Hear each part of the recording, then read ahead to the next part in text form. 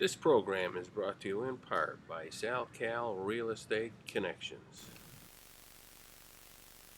Welcome today as we have the privilege to spending a day with George Dragon, and believe me, we're here at his Westport showroom facility, and boy, let me tell you, you're in for a treat today as we're going to talk to George about some of his cars, and as you will find out, he is one of the most noted auto historians that I have ever met in my life, and believe me, you will definitely love what you see today, and I hope you give us some feedback about what you think about George and the show.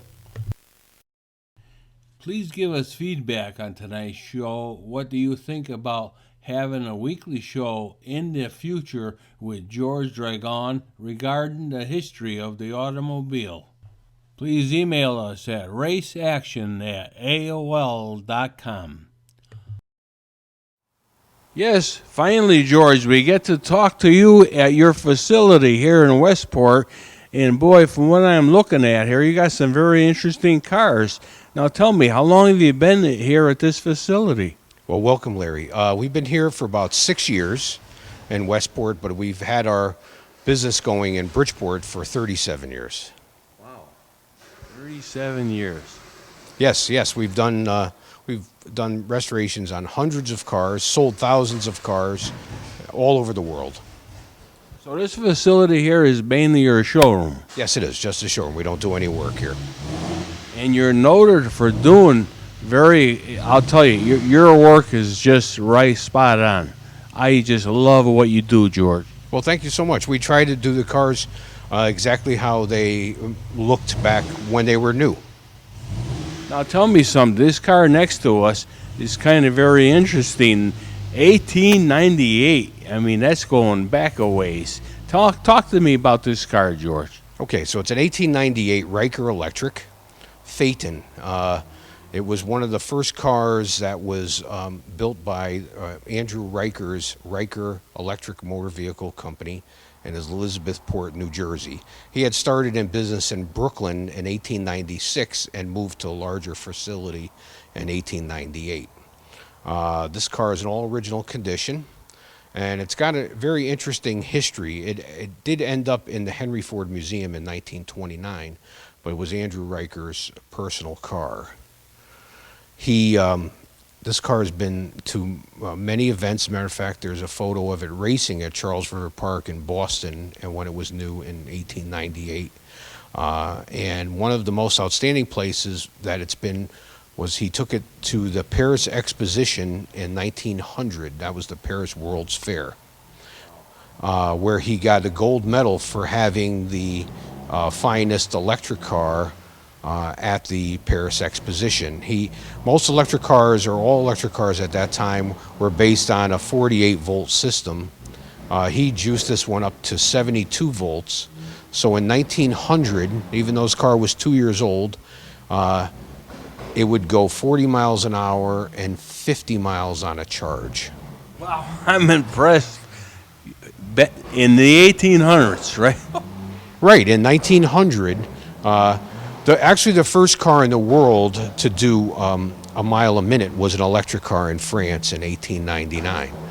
So he was very aware of what was going on in the automotive world, especially in France. And he felt that this was the best car that he could bring to the World's Fair in 1900 in Paris. I just can't get over the fact that when we go back in time that far, they had electric power, but gasoline really didn't become popular until later on. Right. Steam was the main mode of power at the turn of the 20th century in 1900. Electric was next, and then gasoline.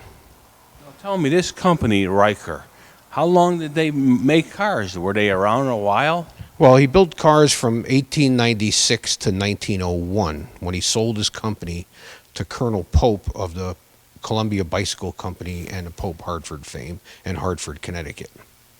And the reason he sold his company was, I have his diary, and I'll just tell you one of the little excerpts. When he was at the Paris Exposition, he was being presented a gold medal by the president of France for having the finest electric car at the show.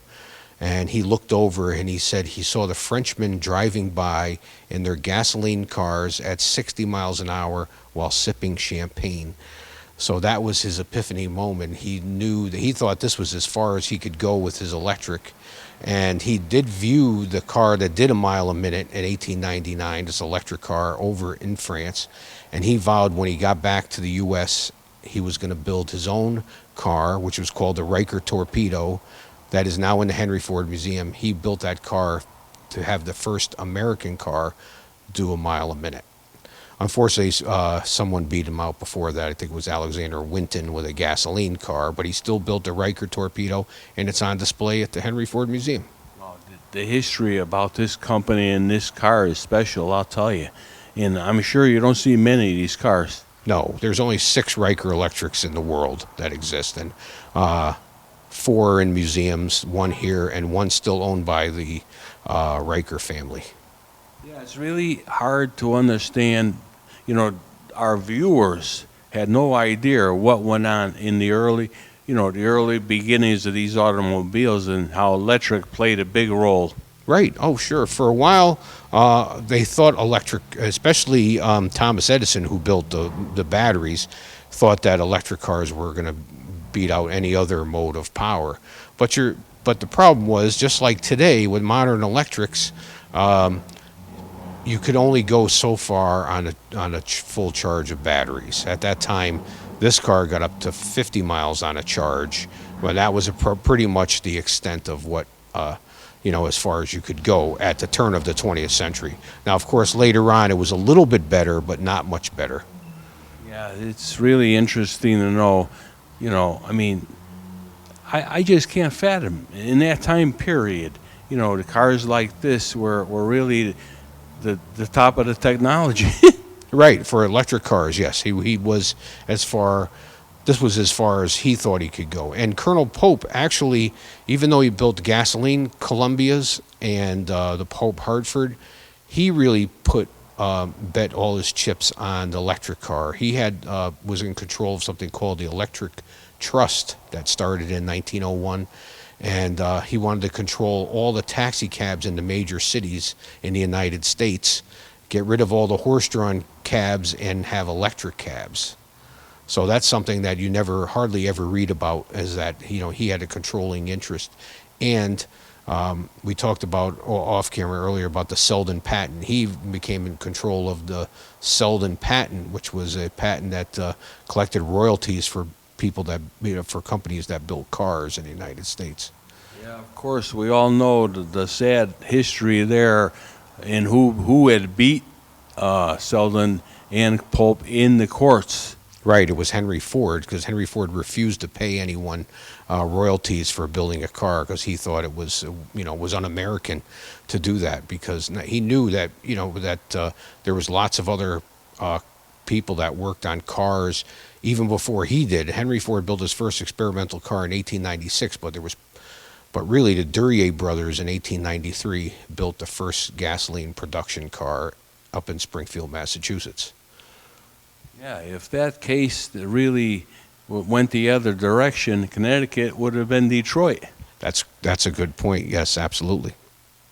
Well, I'll tell you, this car is certainly interesting, and I just can't get over the condition it's in, George. Yes, it's all original condition, except with the exception of the patent leather fenders have been recovered, but the rest of it's all original. As a matter of fact, it still has A.L. Riker's initials, Andrew L. Riker's initials. This was his personal car.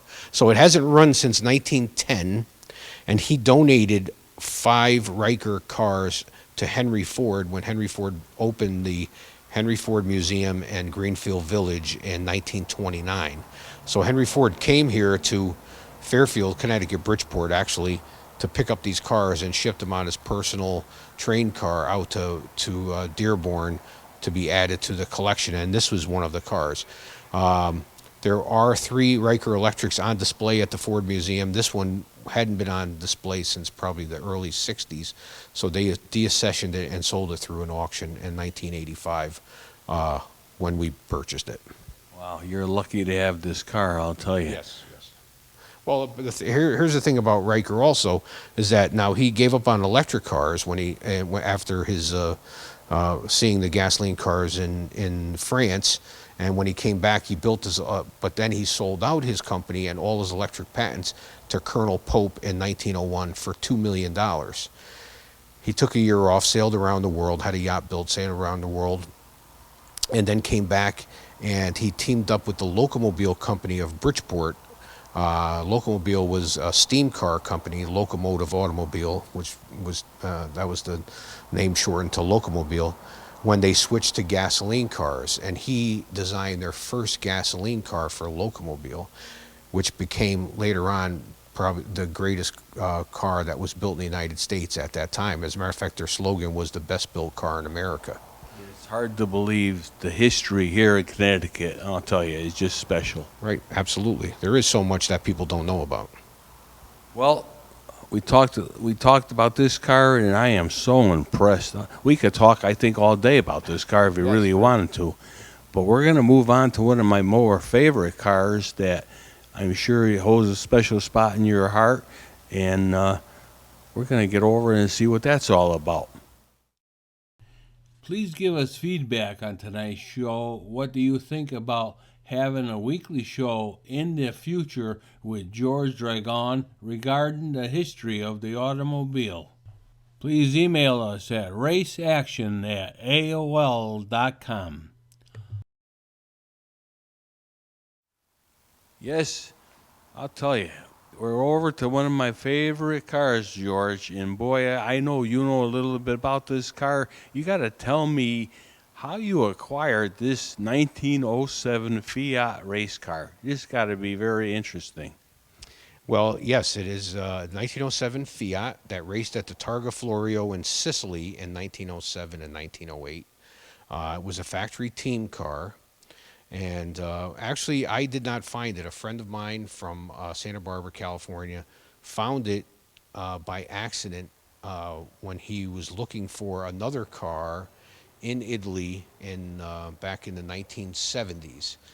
This car was raced in 1907 and 1908, and then what do you do with a used race car? It was sent back to the factory, and they made a street car out of it. They put fenders on it and a top and sold it as a reconditioned car. And we've owned other cars like that. I had a 1909 Mercedes race car that was a 120 horsepower Grand Prix car that after a couple of years it was, obsolete.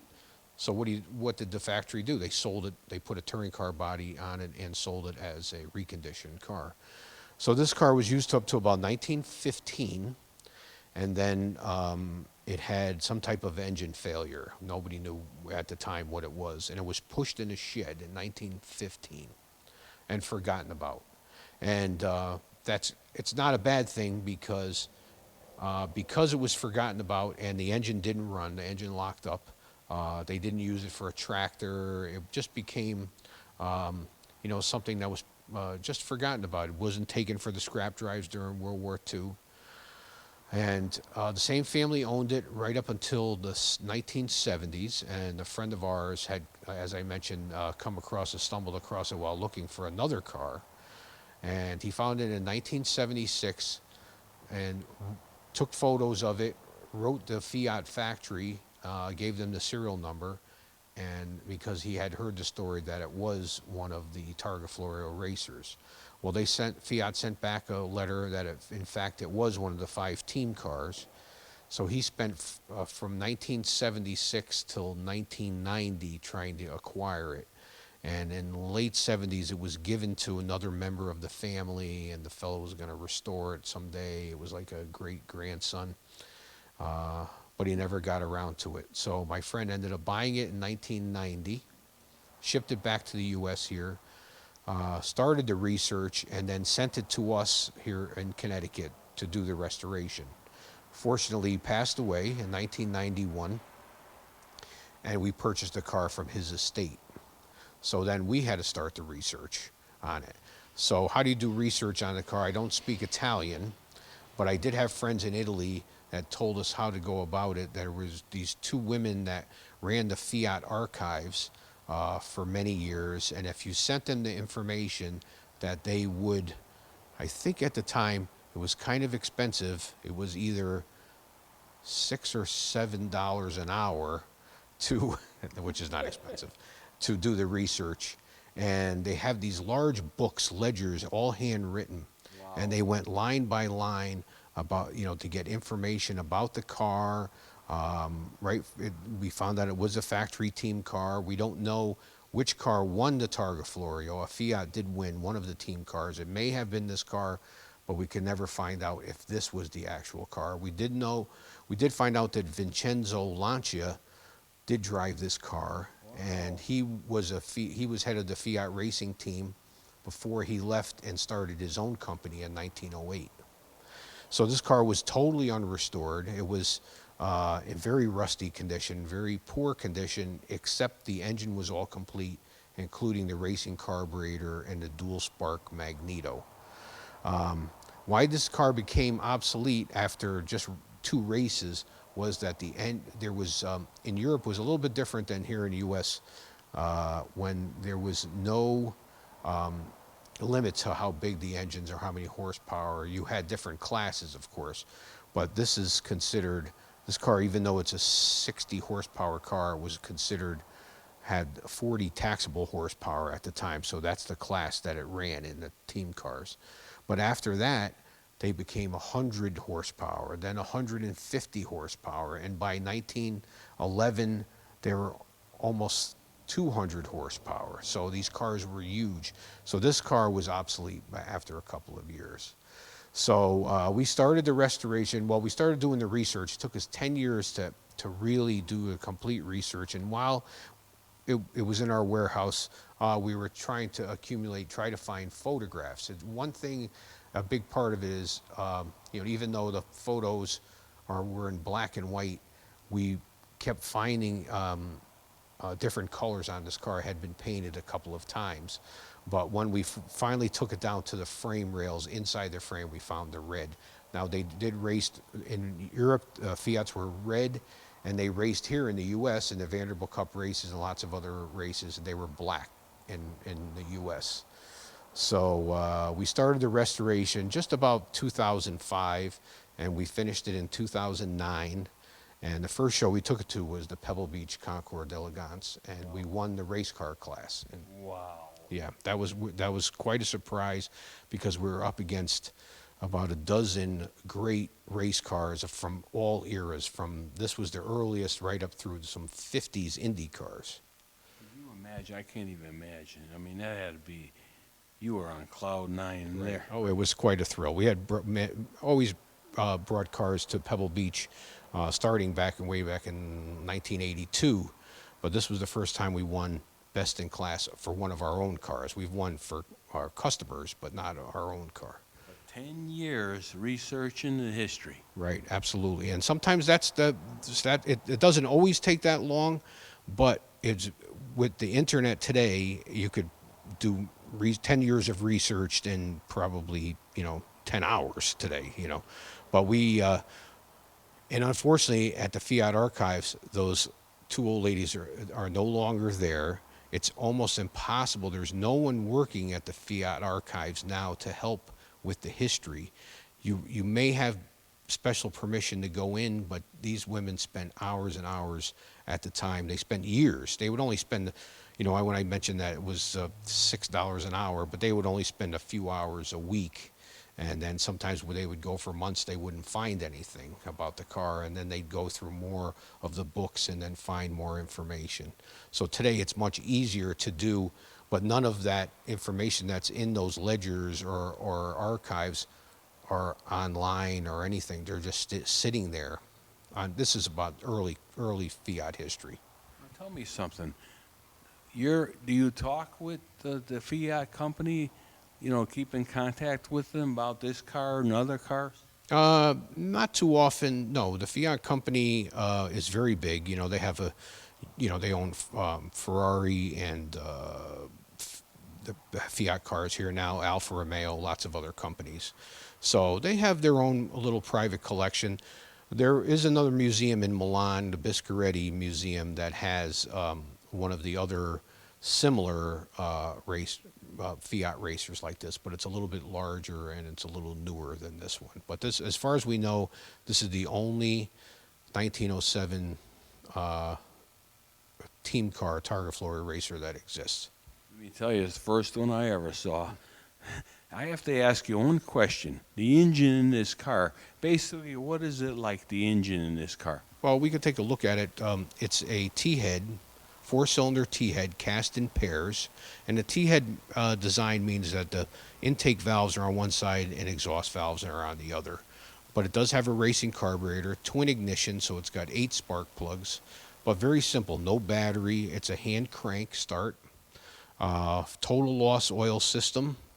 It's double chain drive, so it's very simple. No seat belts. It went 100 miles an hour in 1907, and it certainly would do that today with ease.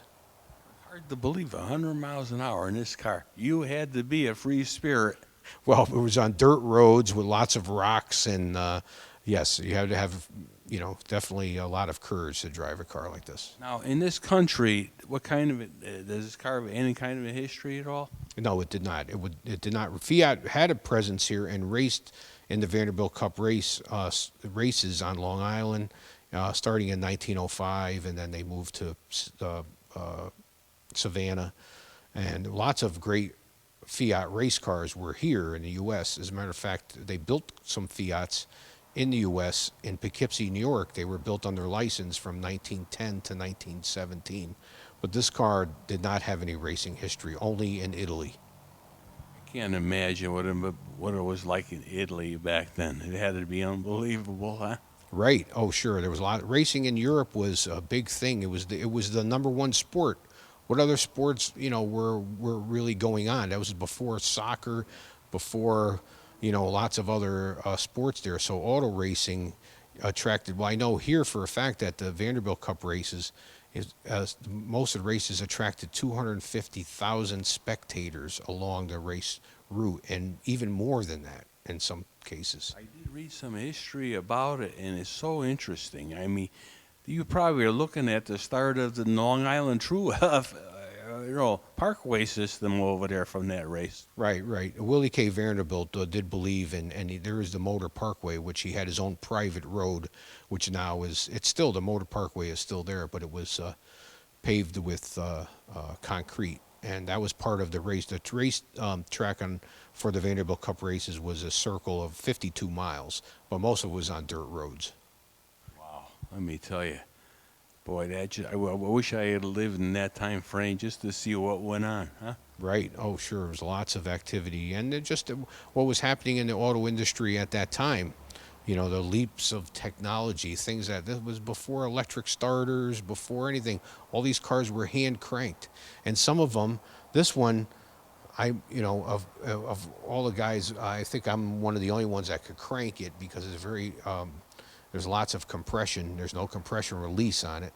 But some of these cars, you really had to have a lot of strength, not only to drive them, no power steering, or power brakes, but you had to be able to crank them. And then these were two-man cars, and they had a mechanic and a driver in all these races. And the mechanic's job was to keep oil in the car, pressurize the fuel system, but his main job was to help change tires, because along the race route, especially in Sicily there with all the rocks in the road, had a lot of cut tires. As a matter of fact, this car has 3 spares on it now. Most of the cars carried 4 spare tires during a race. Wow. Boy, that'd be an interesting job. It's ironic that Fiat today that owns Ferrari and that the car is red. That's true. Well, red, it's a typical Italian color. But yes, this is exactly what this car looked like in 1907. That's what the 10 years of research. Of course, there were no color photos, but we did find lots of detailed photos about the car, down to the shock absorbers, which were built under license from Peugeot. You would think a 1907 car would have shock absorbers. especially even on a race car. But there's no lights on this car. You know, it's a bare bones racer, no fenders. So the driver had to duck because, you know, he's going on dirt roads, and rocks were being thrown up from the tires also. This was a different era, I'll tell you. Well, let me tell you, this car is one of my favorite cars, George. And what your work on this car is just flawless. Well, we did it not to sell; it was for a personal collection. So we wanted to make it as authentic as possible. That's where all the research. When you do a restoration, I don't care what car it is. It could be you could be doing a Corvette, a Mustang today, or a Model A Ford. It's all in the research. If you want to restore it correctly, it takes time to. It gets down to nuts and bolts, as we say, when especially you know, on an early car like this. And it's you know, it is time consuming, but it's rewarding. Rewarding in the end when you end up with something like this. Let me tell you, it is special. Thank you very much, Larry. Well, we're going to move on to another time frame. And as usual, George, you always on your game when it comes to knowing what's going on, the history about this car. Thank you very much. Please give us feedback on tonight's show. What do you think about having a weekly show in the future with George Dragon regarding the history of the automobile? Please email us at raceaction@aol.com. When you're having fun, time flies. Please tune in again for part 2 of this absolutely wonderful show.